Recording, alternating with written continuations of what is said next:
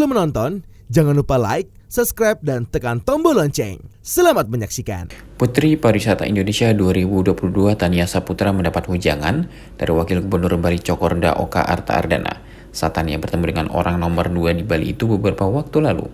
Pertemuan dengan Wagub Tania lakukan untuk menyampaikan ucapan terima kasih kepada Wagub yang telah mendukung Tania di pemilihan Putri Pariwisata Indonesia 2022, sekaligus meminta bimbingan dari Wagub agar Tania dapat menjalankan tugasnya dengan lancar selama 1 tahun ke depan.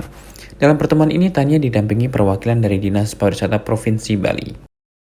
Wejangan disampaikan Wagub diantaranya Tania diharapkan dapat ikut mensosialisasikan pentingnya menjaga budaya dan tradisi di Bali kepada masyarakat, khususnya generasi muda yang ada di Bali.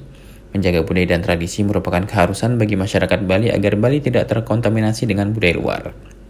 Untuk mensosialisasikannya, Wagub meminta Tania dapat terjun langsung ke desa hingga ke sekolah serta ikut menggandeng paguyuban yang ada di desa, termasuk para komunitas agar sosialisasi bisa maksimal dan tepat sasaran.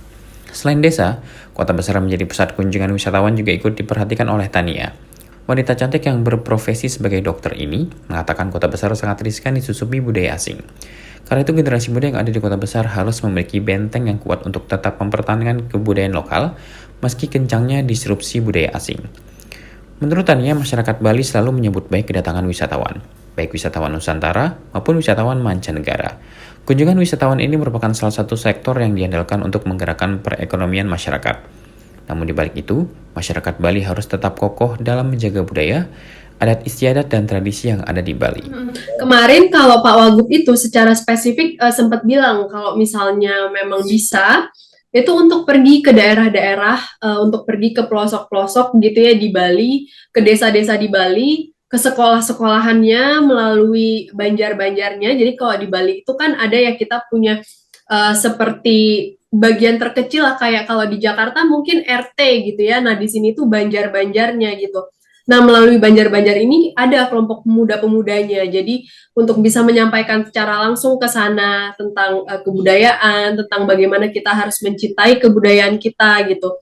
Dan bersyukurnya kalau di Bali, banjar-banjar itu cukup kuat sih memang, karena selalu punya paguyuban, misalnya mereka belajar tari Bali, mereka belajar tentangnya segala macam gitu, sesuatu hal yang akhirnya bisa jadi ciri khas dari daerah tersebut. Nah, itu hal-hal yang dari Wagub kemarin sempat bilang juga kalau bisa terjun langsung gitu.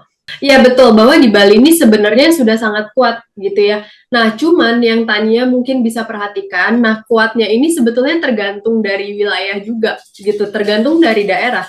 Kalau misalnya daerahnya itu sama, seperti misalnya semakin ke desa, memang itu kebudayaan mereka, masalah mereka gotong royongnya gitu ya, kemudian rasa memilikinya itu memang sangat kuat gitu. Tapi untuk teman-teman kita, pemuda-pemuda kita yang mungkin tinggalnya itu di kota yang lebih besar, nah ini yang menjadi PR sebenarnya buat kita. Karena kalau misalnya di kota, itu kan perbanjar-banjarnya itu mungkin untuk frekuensi pertemuannya itu nggak sefrekuen gitu ya. Kalau kita bilang di banjar-banjar yang lebih kecil daerahnya. Nah, disinilah itu mungkin harus dipersering lagi nih masalah di banjar-banjar ini.